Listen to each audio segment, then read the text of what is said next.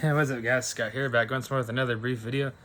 I just want to give my quick thoughts on X-Men 97 episodes 1 through 3. Talk a little bit more about what I've heard about Avengers Doomsday. So anyway, so X-Men 97 Season 2 finally premiered this week. Really enjoyed Season 1, but I gotta say I already like Season 2 even better because I love the story they're doing. They're having the X-Men fight Apocalypse across 3 different time periods, essentially. There, you have one group in the past, one group in the present, the 90s in the show, and then the one group in the future. And so you're having all these groups fight Apocalypse in some form or fashion across 3 different time periods. That's really cool.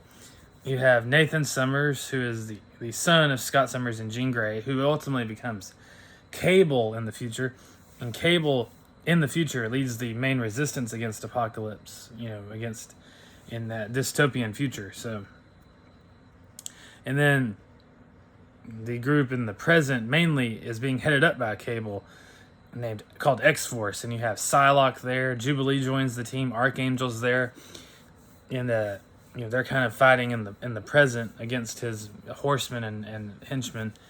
And then you have a group stuck in the past with the Apocalypse before he becomes Apocalypse. At that point, he's the first mutant in recorded history.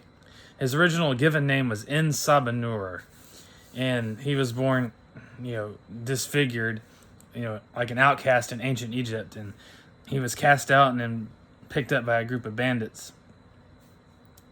And he kind of grew up traveling with them and stuff.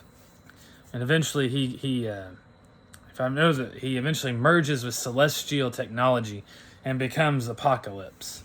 And then he goes on to fight the X-Men and wants mutant kind domination over the Earth and all that. So anyway, I'm glad Apocalypse is the main villain that we're fighting this season. You also have a version of Kang the Conqueror in this show called Rama Tut, which is a variant or a version of Kang from ancient Egypt. He's actually from the future, but he traveled back to ancient Egypt for some reason. But Rama Tut in most continuities is a version of Kang the Conqueror. So that storyline's going on. We had the first 2 episodes. I really enjoyed them all.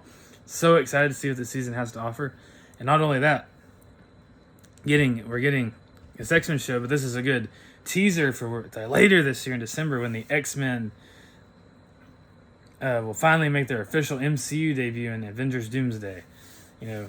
So this is kind of a good warm-up for that live-action debut as well.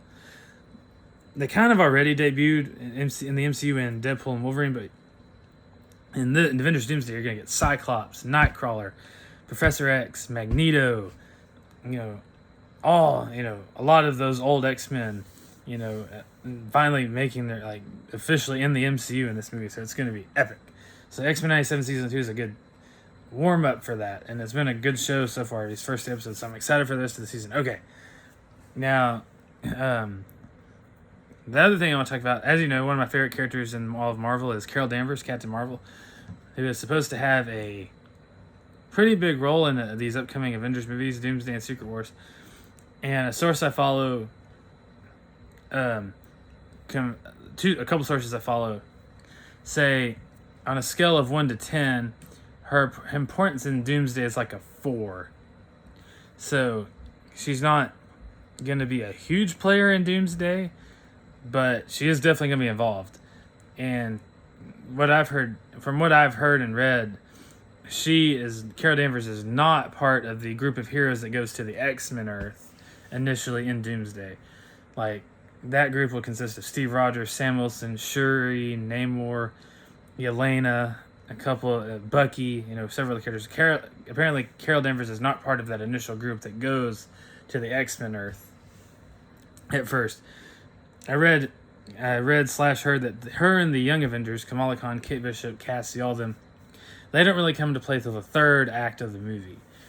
So they will be heavily involved in that last act with the final battle and everything. So, but they're not a huge part of the first 2 acts of the movie of Doomsday. So that's pretty. At least they're getting something to do in the 3rd act. So I won't go into too much beyond that because that would be going to spoiler territory. But at least they're in the movie. At least they'll have a good part in the 3rd act. So anyway, kind of just an update there. And anyway, guys, so I'm excited for the rest of X-Men 97 Season 2, continued Avengers Doomsday updates. Stay tuned for more. Thank you, and peace out.